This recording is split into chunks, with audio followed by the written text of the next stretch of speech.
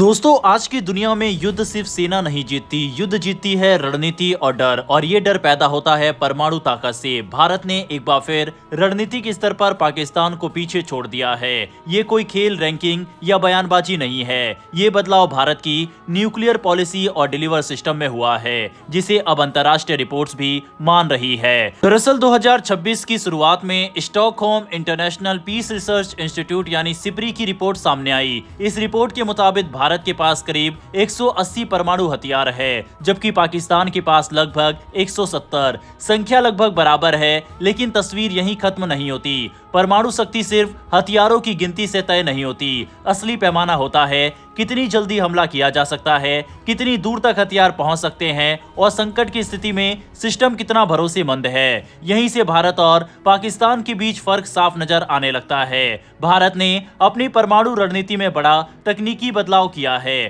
पहले भारत की नीति थी कि परमाणु हथियार और मिसाइलें अलग अलग रखी जाए। शांति काल में लॉन्च सिस्टम सक्रिय नहीं रहते थे। अब भारत कैनिस्टराइज्ड मिसाइल सिस्टम पर काम कर रहा है। इसका मतलब है कि परमाणु मिसाइलें पहले से सील और तैयार रहती है। जरूरत पड़ने पर इन्हें तुरंत लॉन्च किया जा सकता है। इस बदलाव का सीधा असर यह है कि भारत की परमाणु प्रतिक्रिया क्षमता अब पहले से कहीं ज्यादा तेज और भरोसेमंद हो चुकी है। और यही चीज किसी भी दुश्मन को हमला करने से पहले रोकने के लिए काफी होती है। पाकिस्तान की स्थिति अलग है। सिपरी की रिपोर्ट के अनुसार पाकिस्तान अपने परमाणु हथियारों की संख्या बढ़ा सकता है। वह नए डिलीवरी सिस्टम पर भी काम कर रहा है, लेकिन तकनीकी स्थिरता और सुरक्षा के मामले में पाकिस्तान को लेकर अंतर्राष्ट्रीय स्तर पर लगातार सवाल उठते रहे हैं। राजनीतिक अस्थिरता, सेना का दबदबा और आंतरिक सुरक्षा चुनौतियां, ये सभी उसकी परमाणु विश्वसनीयता को कमजोर करती है। अब चीन की भूमिका भी नजरअंदाज नहीं की जा सकती। चीन के पास करीब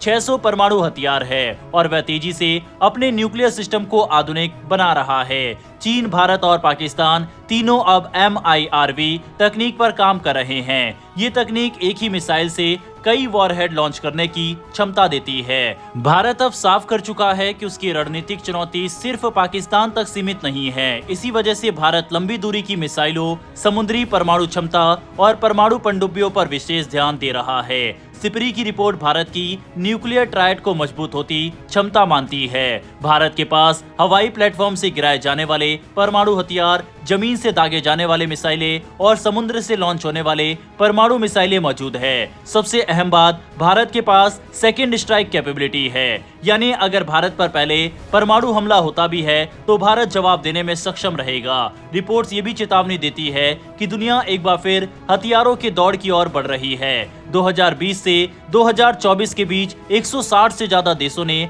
हथियार आयात किए हैं। भारत ने अपनी परमाणु रणनीति को अब 3 शब्दों में समेट दिया है: तेज, सुरक्षित और भरोसेमंद। लेकिन सच्चाई यह है कि परमाणु ताकत की असली सफलता तब है जब उसका इस्तेमाल कभी करना ही ना पड़े। चीन, भारत और पाकिस्तान के अलावा अब बात करते हैं पूरी दुनिया के परमाणु हथियारों की स्थिति के बारे में। तो सिपरी की इस रिपोर्ट के मुताबिक पूरी दुनिया में 12,241 परमाणु हथियार मौजूद है। सबसे ज्यादा हथियार रूस के पास है, लगभग 5,459, और अमेरिका के पास करीब 5,177। इन दोनों देशों के पास कुल वैश्विक हथियारों का लगभग 90% हिस्सा है। इसके बाद आता है चीन, जिसके पास लगभग 600 हथियार है, जो तेजी से बढ़ रहे हैं। फ्रांस और ब्रिटेन के पास 290 और 225 हैं। इसके अलावा भारत का हम बता ही चुके हैं कि 180 भारत और पाकिस्तान के पास 170 हैं। वहीं इजराइल के पास 90 और उत्तर कोरिया के पास 50 परमाणु हथियार मौजूद है। दोस्तों, सिपरी की रिपोर्ट के मुताबिक 12,241 परमाणु हथियारों में से लगभग